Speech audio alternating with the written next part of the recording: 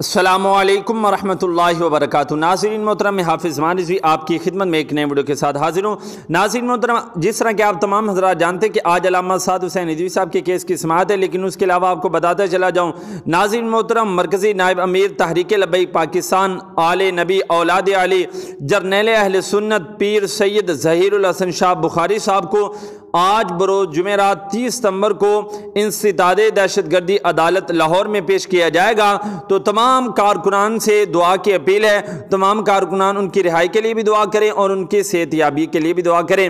اور دوسرا آپ کو بتاتا چلا جاؤں کہ آج علامہ سعد حسین رضوی صاحب کے کیس کی سماعت ہے، تو اس حوالے سے جو بڑی بریکنگ نیوز ہے وہ یہ ہے کہ کل کو جو سماعت ہوئی تھی 29 ستمبر کو بدھ کو، اس سماعت کے اندر جو حکومتی وکیل تھا اس نے خود ہی کہہ دیا کہ ہم پر انٹرنیشنل سطح سے پریشر ہے۔ تو جج صاحب نے جب یہ جملہ سنا تو جج نے کہا کہ جو پریشر ہوگا وہ تم پر ہوگا، ہم پر کوئی پریشر نہیں ہے۔ تو اس سے آپ اندازہ لگا سکتے ہیں کہ علامہ سعد حسین رضوی صاحب کی جو رہائی ہے وہ انشاءاللہ بہت جلد ہوگی، اور انشاءاللہ جو وکیل ہیں انہوں نے بھی کہا ہے کہ ہمارے حق میں ہی فیصلہ ہونا ہے۔